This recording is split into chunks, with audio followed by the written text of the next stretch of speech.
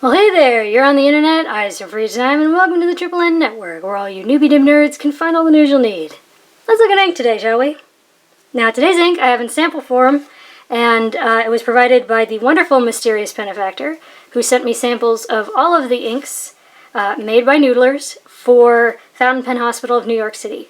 Now, regrettably, I've never actually gotten to go to Fountain Pen Hospital of New York City. None of my friends ever wanted to go.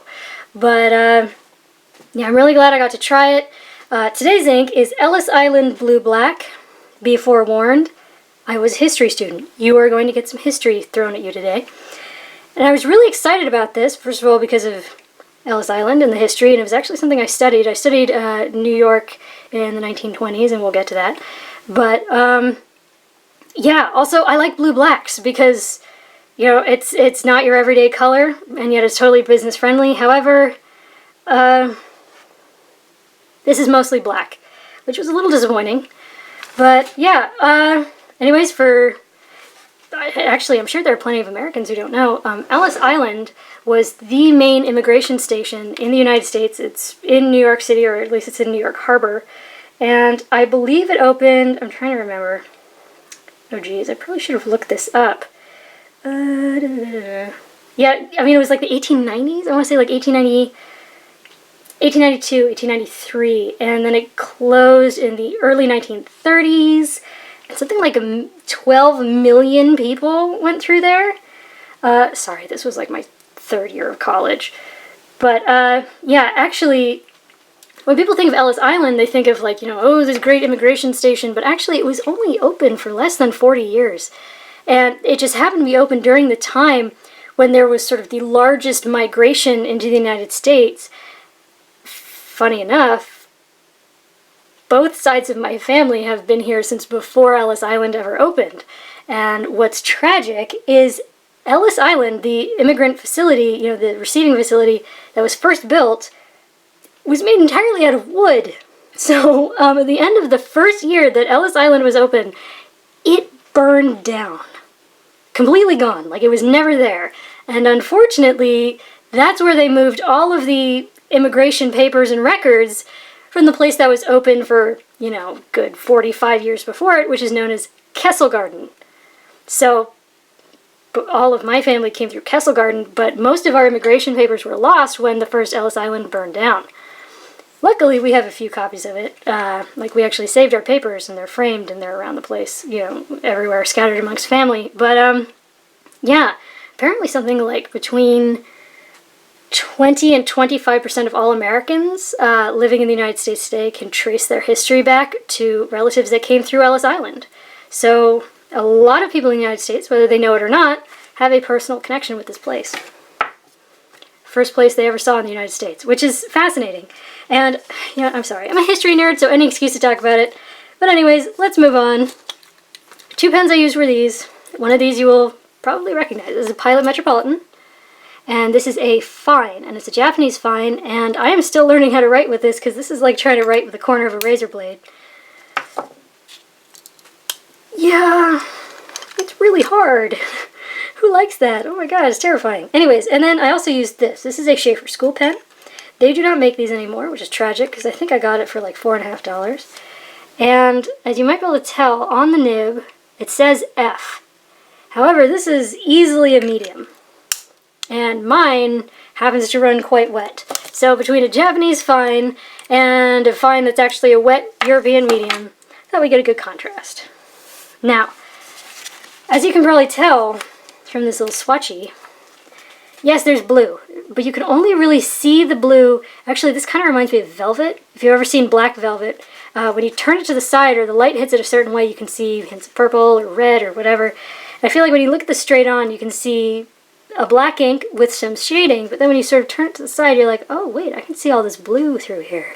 So if you love subtlety, this might totally be your thing.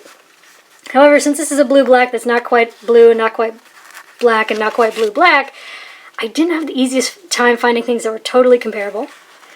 But here's KWZ Iron Gall of Poland, KWZ of Poland Iron Gall Blue Black, which you might be able to tell has more blue in it. Doesn't shade quite as much. I'm looking forward to testing that. And speaking of velvet, here's Private Reserve Velvet Black. You can see this is actually more black, but kind of like I said before, with actual velvet, you turn it, you can see hints of purple and things. I thought it was interesting. Here's Rohrer und Klinger Leipziger Schwarz.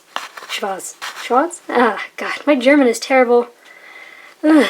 Anyways, this is supposed to be a straight black, but one of the fascinating things I liked about this ink, and I know it's not going to come up on camera, is it actually has some hints of red. Yeah, it's not showing up, but think of like what you see here with blue, except it's slightly red. And then this is Diamine's 150th anniversary 1864 black, or blue black. Again, Ellis Island Blue Black is more black. This has hints of purple, but yeah. Anyways, if you like a blue black that's very, very black, I'm going to say black a lot today, check it out. Fountain Pen Hospital in New York City. I think they have online orders, but anyways, let's check out the chromatography. Now, I will admit that this chromatography actually really reminded me, just in its features and the way it behaves, of Aircore Blue Black, because it's very hard to see the blue until you get it wet, and then it has this very beautiful shade of blue in it. Now, you can definitely see where that initial line was put, but it's sort of hazy, and then it's a little lighter, and then you get this wonderful shade of blue up at the top. And then here's where I let it dry, and you can see a very distinct difference. I mean, look at how clear and how dark that line is. That is black. And then very little of that sort of black or hazy grayness moving up, and then you just get this wonderful shade of blue. So yeah. Now, as you can tell, this is just like a 3-gram little vial of it, because the ink samples he sent me exploded, and this was how much I could recover. But obviously I didn't get a bottle of it, so I don't know about the properties, about whether it being eternal or not, but it most certainly has some resistance properties. Now, you can probably see the shape right through here. That's where I used the paint mixing knife to smear the ink around, and the water removed that blue. You can see the blue coming off, but this black and gray down at the bottom does not want to move. That is not blinking. You can see the shading in this here that continues through there. Now, bleach, this was rather fascinating. It sort of killed the blue, didn't make it move, just killed the blue, and the black started to turn this sea foamy green. I don't know how to describe that. Honestly, my recommendation always with ink is just lots and lots of water, and until you've exhausted the water, then maybe try some pen flush. And this is the pen flush, which you can see how this was mostly blue moving around. This was a little bit of everything, but it took a little more time to break it up, and where it was laid on really heavily, like you'd see through here, it was having a hard time breaking it up to the point where it started to push that blue out the back. Now, hydrogen peroxide really didn't do much that water didn't do, and as always, for the record, I'd never recommend cleaning out your pen with hydrogen peroxide. Now, paper test, top down in density, Clairefontaine, 90 grams per square meter. Yeah, this ink just kind of looks like a black, like it's just a straight black ink with hints of shading. And personally, I don't like my black inks to shade. I know a lot of people do.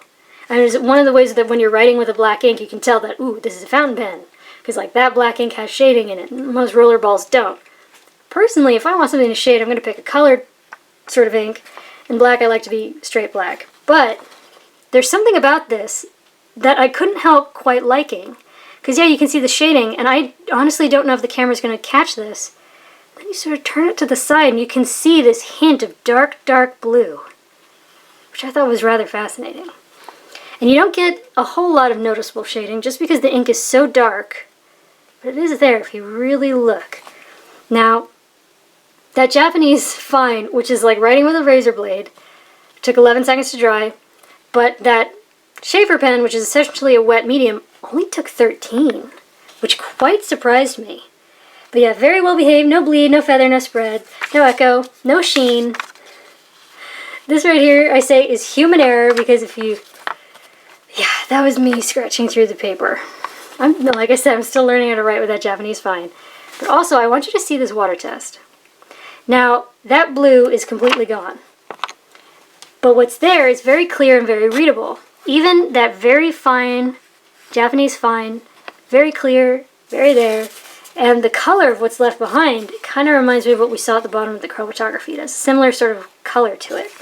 But Very, very readable. If you had to recover that, you absolutely could. Now next up is Fabriano Eco Qua. It is an 85 gram per square meter paper. It is my favorite. It has very quickly become my favorite. It's a joy to write on. It can handle a lot of inks that other papers struggle with. Now again, that Japanese fine took 11 seconds, but that pretty wet equivalent to a medium Sheaffer School Pen only took 15. That was something that really impressed me about this ink. The difference in dry times despite the nib sizes. And when you look at it, there's actually a kind of considerable difference in nib size. Really not bad. And again, when we look at this, it looks like a black ink with some shading, but then we sort of turn it to the side, and I really hope this comes through. You get this hints of dark, dark blue, which, like I said, normally I don't like shading in my black inks, but there's something about this that was really quite intriguing. My only disappointment was I wanted it to be blue black. It's mostly just black, but I can't help liking it. I mean, the name, the history, I'm a history nerd, I studied history. I'm trying to focus on the ink, but it's exciting to have something to talk about that's history related. Again, no bleed, no feather, no spread, no echo, no sheen, and I was kind of hoping it would sheen, but we're not really seeing anything. Very well behaved. And again, this water test, extremely well behaved. You can tell that that blue washed off, and again, we're getting that sort of strange grayish gold red thing that we got from the chromatography, but it didn't freak out. Very clear, very there, very readable. Dyed the page a little bit, but not too bad. Next up is Rhodia, 80 grams per square meter, where again, it looks like black with shading, and then you bring it in close and you can see this hints of blue. But anyways, Japanese fine, 10 seconds to dry. Sheaffer, that's kind of like a wet medium, took 12. I'd say, if I had to say what flow rate this ink was, I'd actually say it's a bit wet, despite the fact that this is generally a wet medium. I mean, when you look at the writing, that's like an intense bit of ink that's put down. It's actually fairly quickly drying. Now, this was me. I had done something stupid. That was me using my carbon brush pen redacting system, so that is human error. But yeah, it's very well behaved, no bleed, no feather, no spread, no echo, and I said no sheen, and I know it's not going to show up on camera, but just right through here where it's at its darkest, there's a shininess. But yeah, I'm going to say no sheen. Again, very good water test, very clear, very there, maybe not as dark, not the same color, but if you had to recover that, you absolutely could. Definitely, definitely recoverable. Now, next up is Tomoe River paper, which is known for drawing out shading and sheen and echoes and dry time. Now, I really hope this shows up. Please, please, please. Oh, can you see that? In the scrubby, how there's like a sort of a hazy, shiny, like red metallic thing going on in the wettest parts? Well, I just want to let you know, you get that all through the writing. I just don't know if I'm going to be able to get it on camera, because it is sort of this hazy kind of look. Yeah, it's all through here.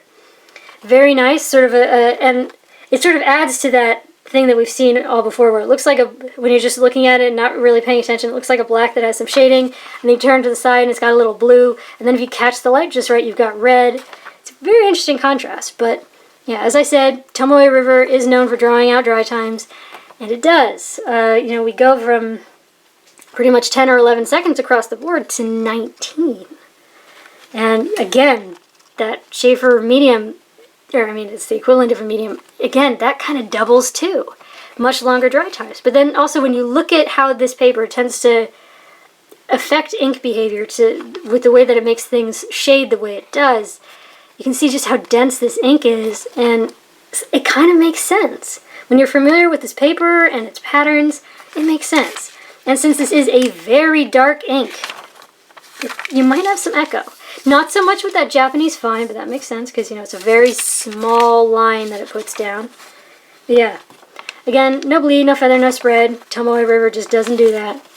You do get some interesting shading in the writing, but since it takes so long to dry, it sort of gives the ink an opportunity to pool evenly across the letter. So it's kind of a subtle thing, but anyways, this paper loves to let ink slide away when you add more water. And it kind of did, but honestly, I was expecting it to release a bit more. What I think is interesting is this blue, like we saw that, you know, washed away to the top on the chromatography, that dyed the page. just a tiny bit, but you can see that it was there. But yeah, what's there is very clear, fairly dark, very recoverable. You could definitely get that back. Now for the next 3 tests, I just used that Japanese fine, except to write the name. And this is the world's worst 20-pound copier paper. Now, unfortunately, we don't really get any shading here. The shading is gone, which is unfortunate because, you know, that was kind of what gave us the little hints of blue that you can sort of see if you look at it the right way. But we also got a lot of spread. I'm going to try and, yeah. So this is the Japanese fine on Tomoe River where there's no spread. Here's on the 20-pound paper.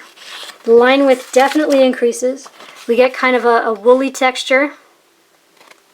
As you might be able to see, we get some, like, it's not the big intense feathers, but we do get the little tiny woolly feathers all over, which is not ideal. And, yeah, we get a lot, I mean, it's very dark, this is very absorbent paper, it is wet flowing ink.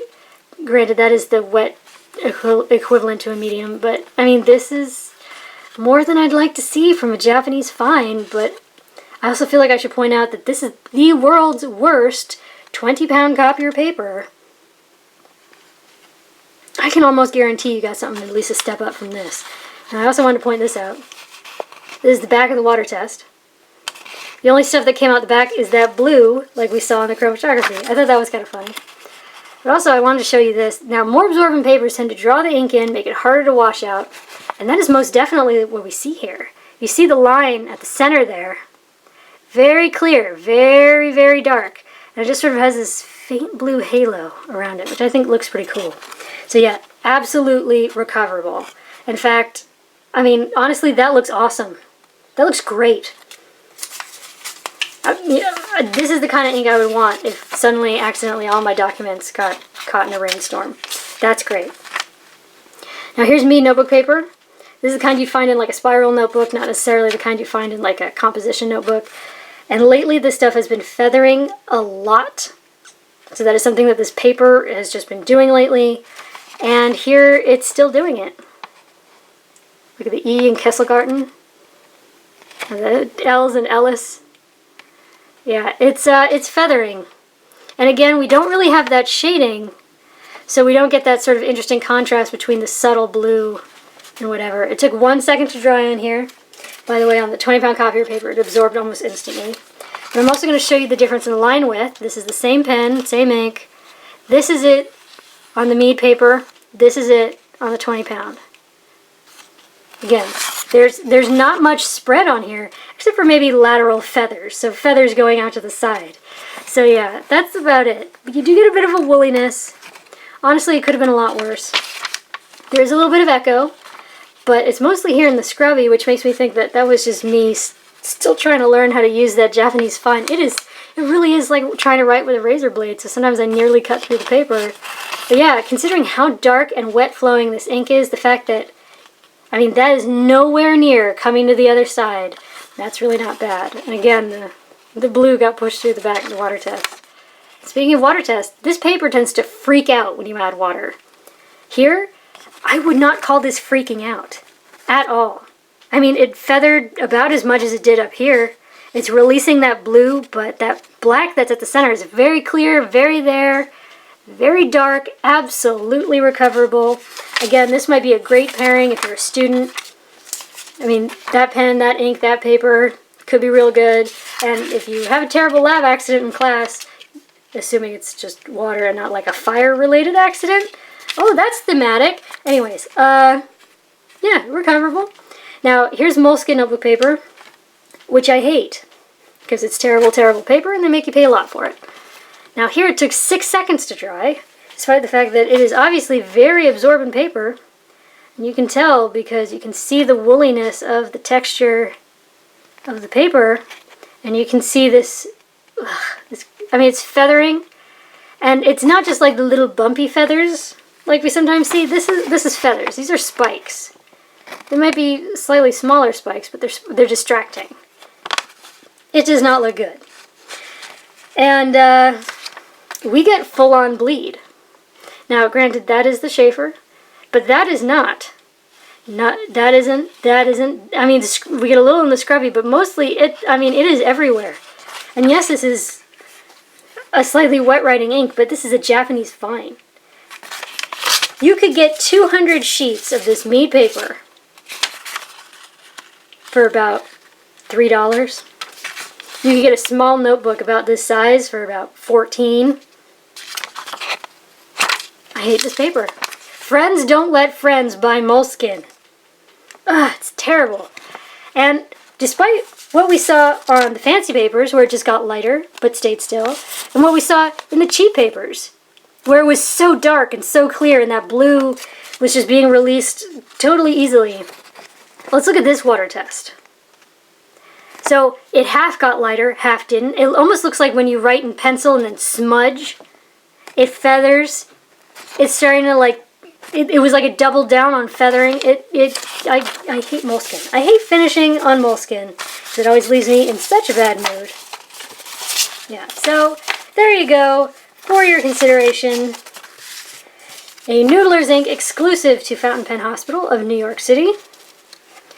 Ellis Island Blue Black.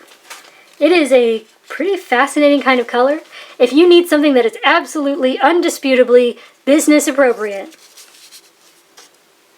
yep, this is it. I mean, this is totally it. It might as well be black. It is slightly blue. It has amazing water resistance. It actually did kind of well on cheap paper.